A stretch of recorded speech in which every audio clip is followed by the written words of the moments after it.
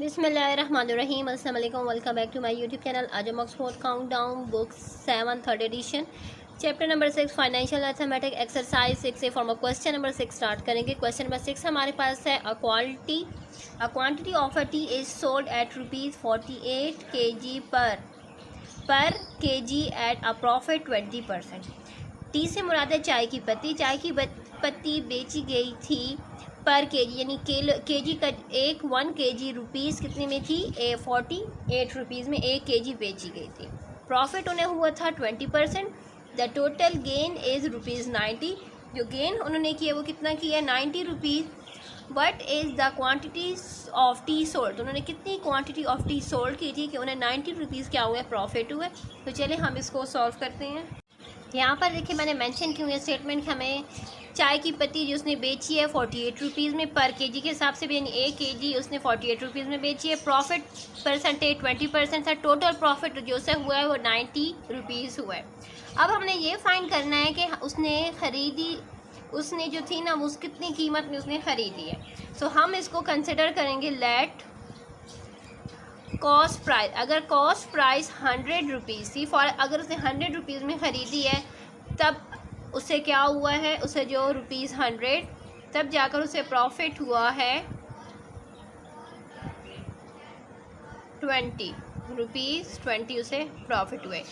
Percentage से मुराद क्या था कि 100 में 20 रुपीज़, यानी अगर उसने 100 रुपीज़ में क्या किया है? ख़ुद ख़रीदी है, तब जाकर उसे 20 रुपये क्या हुआ है? प्रॉफिट हुआ। सो देन सेलिंग प्राइस हमारे पास आ जाएगी कॉस्ट प्राइस प्लस प्रॉफिट। सो यहाँ पर देखें कॉस्ट प्राइस क्या आ चुकी है? 100 प्लस 20 करेंगे तो आ जाएगा ₹120। 120 हमारे पास क्या आ चुकी है? वो कीमत जो उसने बेची थी। ठीक है, बेचने की कीमत आ चुकी है। अब हमने क्या करना है? अब हमने कहना है कि इफ़ अगर सेलिंग प्राइस अगर है इज़ रुपीज़, अब सेलिंग प्राइस इज़ ₹120। अगर उसने बेची 120 में है और उसने ख़रीदी थी ख़ुद ₹100 में, तो फिर यानी उसने ख़रीदी अपने लिए, यानी उसने ख़रीदी 100 में थी, बेची उसने 120 में थी। तो हम क्या करेंगे? सेलिंग प्राइस, अगर सेलिंग प्राइस इज़ ₹1, अगर ₹1 के हिसाब से अगर हम चलें, तो अगर ₹1 हो तो अगर बेचा उसने ₹1 में तो ख़ुद फिर उसने ख़रीदने की कीमत हम फाइंड करेंगे कॉस्ट प्राइस। तो हम क्या करेंगे? कॉस्ट प्राइस यहाँ पर राइट कर देंगे 100/120। ठीक हो चुका है, यानी सेलिंग प्राइस अगर ₹1 है तो कॉस्ट प्राइस क्या आ चुकी है? 100/20। अभी यहाँ पर देखिए हमारे पास क्वेश्चन में ही मेंशन था कि उसने बेची है ₹48 में केजी के हिसाब से, पत्ती उसने 48 रुपीज़ में बेची है। तो 48 रुपीज़ में बेची है तो फिर हम उसकी कॉस्ट प्राइस फाइंड करेंगे। तो कॉस्ट प्राइस आ जाएगी 100/120 मल्टीप्लाई बाय 48। चलिए अब ये हमारे पास आ चुका है। अब यहाँ पर देखिए हमारे पास हो जाएगी कटिंग। सो हम इसको इधर राइट कर लेते हैं ताकि हमें आसानी से इसको समझकर कटिंग कर सकें। 10 यहाँ से गया, 10 यहाँ से गया, 12 1 12 एंड 12 के टेबल में आ जाएगा 4 के साथ 48। अभी 10 4 आ चुका है ₹40। इट्स मीन कि जो चाय की पत्ती जो उसने 48 रुपीज़ में बेची थी उसने ख़ुद ख़रीदी थी ₹40 में। ठीक हो चुका है। अब हम लोगों ने फाइंड करना है selling price of 1 kg। Selling price of 1 kg हमें पता है कि ₹48 है। कॉस्ट प्राइस हम फाइंड कर चुके हैं, वो आ चुकी है ₹40। सो अब हम लोगों ने प्रॉफिट फाइंड करना है। सो प्रॉफिट का हमें पता है कि हम क्या करते हैं? सेलिंग प्राइस में से कॉस्ट प्राइस को माइनस कर देते हैं। सो यहाँ पर आ चुका है 48 में से जब 40 को माइनस करेंगे तो आ जाएगा ₹8। इट मीन 8 रुपीज़ से क्या हुआ है? प्रॉफिट हुआ है। अभी इसी प्रॉफिट की हेल्प से अब हमने आगे क्या फाइंड करना है कि 90 रुपीज़ की प्रॉफिट के आगे हम लोगों ने फाइंड किया कि 90 रुपीज़ प्रॉफिट पर उसे क्या आगे हो चुका है। तो चलिए हम उसको स्टार्ट करते हैं। अगर इफ़ प्रॉफिट इज़ ₹8, अगर प्रॉफिट 8 रुपीज़ था तो क्वांटिटी जो उसने बेची थी चाय की पत्ती वो कितनी थी? 1 kg, यानी 1 किलो जब उसने बेची थी चाय की पत्ती तो उसको और उसे 8 रुपीज़ क्या हुआ था? प्रॉफिट हुआ था। सो इफ़ प्रॉफिट इज़ ₹1, अगर 1 रुपये प्रॉफिट होगा तो फिर क्वांटिटी जो चाय की पत्ती थी वो हमारे पास आ जाएगी 1/8। इसी तरीके से चलेंगे ना। नेक्स्ट फिर यहाँ पर देखें, अगर अगले पेज पर चलते हैं।